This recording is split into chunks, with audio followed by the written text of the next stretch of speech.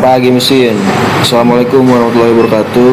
Bismillahirrahmanirrahim. Perkenalkan kembali Bian Wiganto Putra, Teknik Mesin Angkatan 2022, NPM 22068200094. Di sini izin mempresentasikan hasil ujian akhir semester sistem konversi energi, di mana kita coba mereview atau mentranslate dan menerjemahkan framework atau alur berpikir DAI5.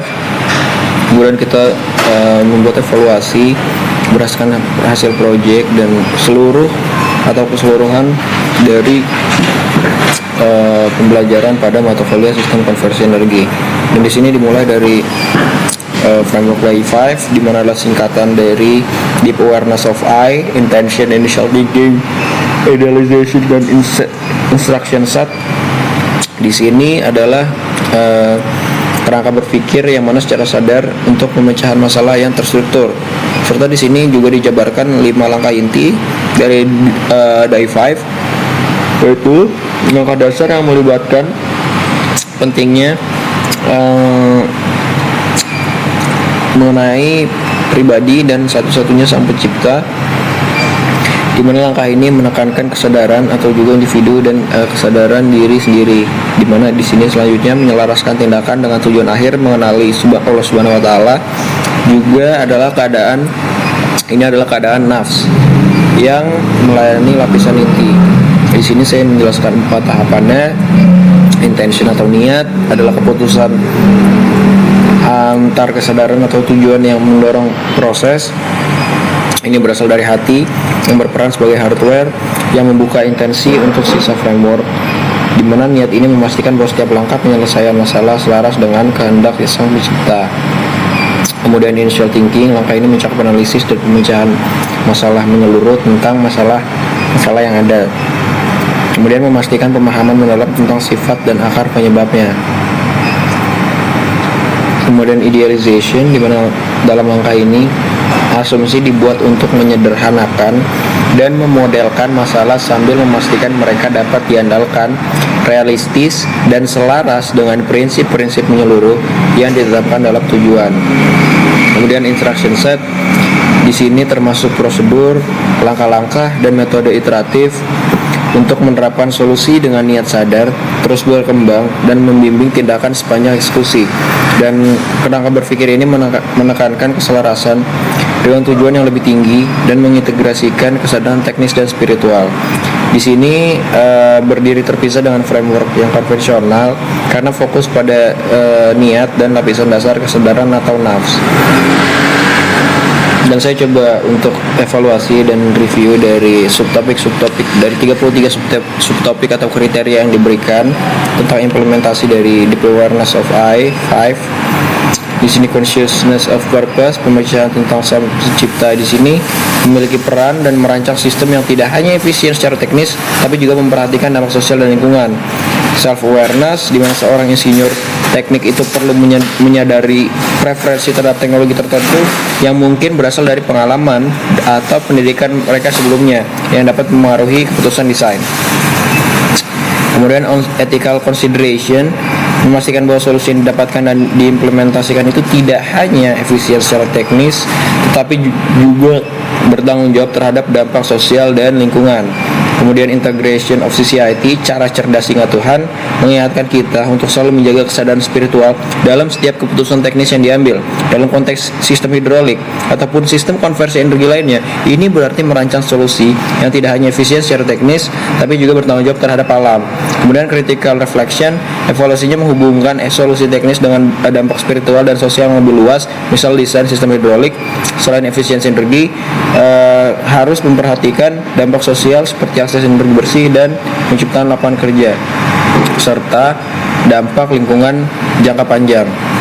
Kemudian continuum of awareness dalam prinsipnya mengharuskan adanya analisis yang terus-menerus dan progresif yang mencakup setiap elemen teknis serta dampak sosial dan lingkungan yang mungkin timbul.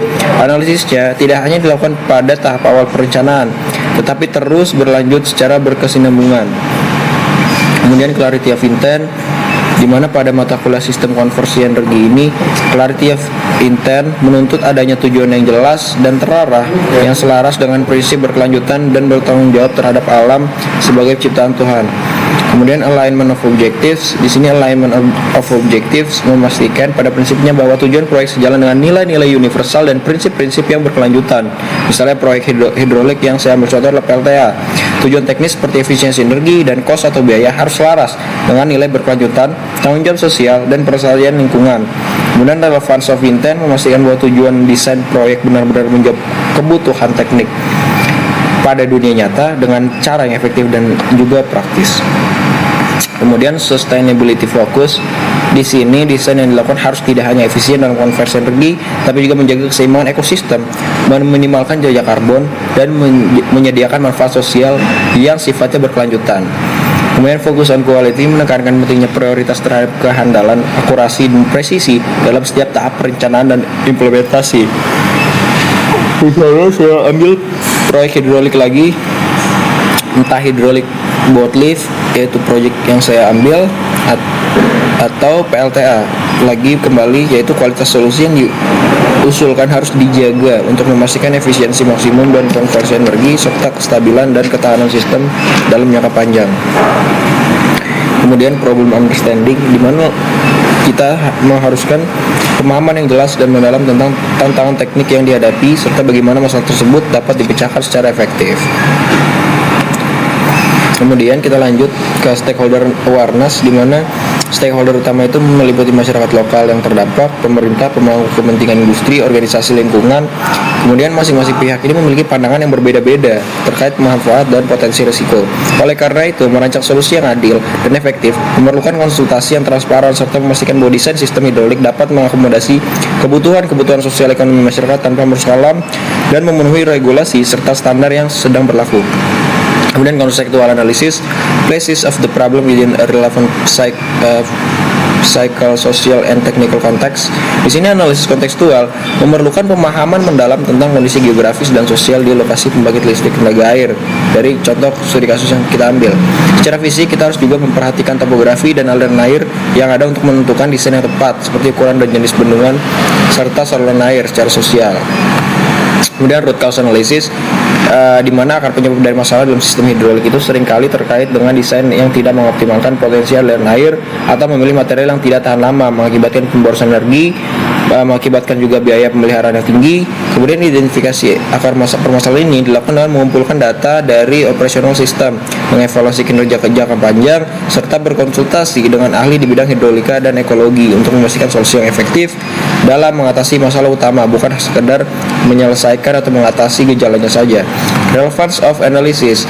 Analisis harus didasarkan pada data empiris yang relevan dengan kondisi lokal dan realitas operasional di lapangan dengan menggunakan model matematika yang menguji berbagai variabel seperti tekanan, aliran air, dan efisiensi energi, serta mempertimbangkan variabel sosial ekonomi seperti biaya dan dampak lingkungan.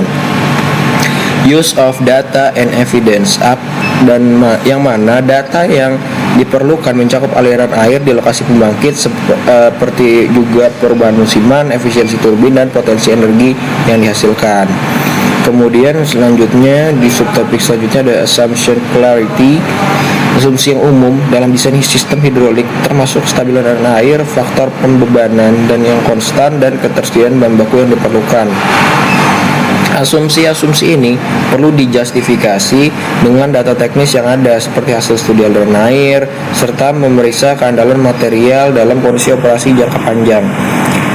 Kemudian creativity and innovation, kreativitas dapat terwujud dalam pemilihan teknologi baru atau desain yang lebih efisien seperti menggunakan turbin yang lebih kecil tetapi lebih efisien atau inovasi dalam memanfaatkan energi pasang surut.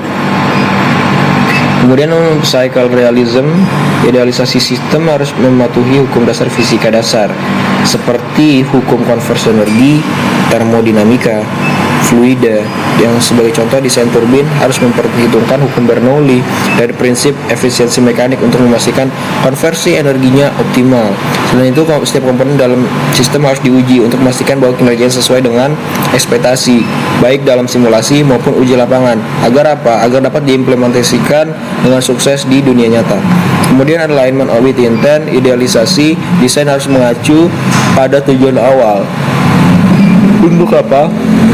menghasilkan energi terbarukan dengan dampak lingkungan minimal. Desain yang diusulkan juga meskipun inovatif harus selalu memperhatikan prinsip-prinsip keberlanjutan seperti efisiensi energi, meminimalisir dampak lingkungan, serta kemudahan dalam pemeliharaan dan pengoperasian sistem, scalability dan adaptability. Dalam merancang sistem hidrolik, penting untuk mempertimbangkan bahwa setiap lokasi memiliki karakteristik fisik dan sosial yang unik, seperti aliran sungai, kedalaman aliran air, dan aksesibilitas infrastruktur. Yang mana solusi ideal itu harus fleksibel, mampu beradaptasi dengan berbagai skala proyek, dan mempertimbangkan sumber daya lokal. Simplicity and elegance proposes solution that are efficient, simple, elegant while solving complex problem. Solusi yang sederhana dan elegan mengutamakan prinsip desain yang menghilangkan kompleksitas yang sebetulnya tidak perlu, dengan tetap mengoptimalkan fungsionalitas dan efisiensi. Kemudian selanjutnya kita beralih ke clarity of steps, yang mana langkah desain harus dimulai dengan pemahaman yang jelas tentang kebutuhan energi dan lokasinya, yang mana proses ini meliputi pengumpulan data aliran air, pemilihan jenis turbin yang sesuai, perhitungan kapasitas pembangkit, serta evaluasi dari dampak lingkungan. Selanjutnya, comprehensiveness. Solusi harus mencakup analisis teknis seperti pemilihan turbin dan pompa hidrolik, pertimbangan dampak sosial dan lingkungan, misalnya pengaruh terhadap masyarakat lokal dan ekosistem, serta analisis ekonomi. Kemudian cycle interpretation, setiap hasil numerik seperti perhitungan kapasitas turbin, aliran air itu memiliki interpretasi fisik yang penting. Sebagai contoh, hasil perhitungan aliran air itu menunjukkan volume tertentu per detik yang mengindikasikan kemampuan sistem untuk menghasilkan energi yang cukup untuk memenuhi kebutuhan pembangkit. Demikian pula pemilihan tekanan dalam sistem hidrolik yang harus mencerminkan keseimbangan antara efisiensi dan ketahanan struktur. Kemudian error minimization, prosedur untuk meminimalkan kesalahan mencakup verifikasi data awal digunakan dalam perencanaan, penggunaan simulasi untuk memproduksi performa sistem, serta pemilihan komponen dengan toleransi teknis yang sesuai. Kemudian verification and validation, verifikasi dilakukan untuk membandingkan hasil desain dan simulasi dengan kinerja sistem yang sebenarnya. Ini bisa dilakukan dengan mengukur parameter operasional utama seperti aliran air dan efisiensi turbin. Validasi melibatkan pengujian sistem secara menyeluruh di lapangan untuk memastikan bahwa sistem berfungsi dalam kondisi nyata dan sesuai dengan standar yang diharapkan. Pendekatan iteratif atau iterative approach di sini sangat penting dalam proyek besar seperti ini, karena tidak semua variabel dapat diprediksi di awal perencanaan atau perancangan. Kemudian sustainability integration, praktek keberlanjutan harus menjadi bagian integral dari setiap tahap.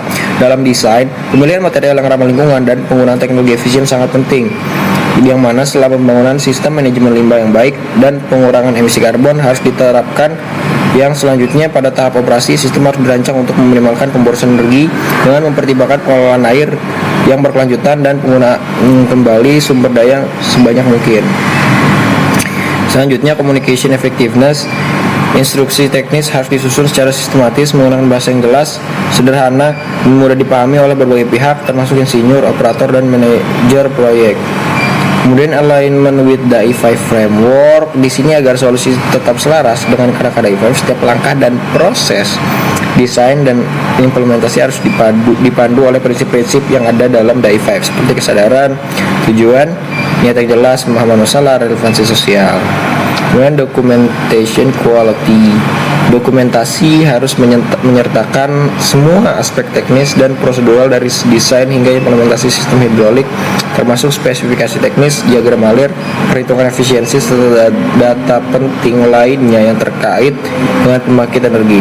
Dokumen ini juga harus menyertakan panduan operasional dan pemeliharaan yang jelas, serta prosedur untuk mengatasi potensi masalah yang dapat muncul selama penggunaan sistem. Sekiranya demikian penjelasan saya mengenai review evaluasi dari framework DAI5 dan juga di 33 kriteria pertanyaan dari yang diberikan dari atau subtopik dan 4 atau 5 topik dari Profesor Dai. Saya Beno Bianto Putra. Sebelumnya terima kasih, mohon maaf apabila ada kesalahan. Wassalamualaikum warahmatullahi wabarakatuh. Pagi mesin.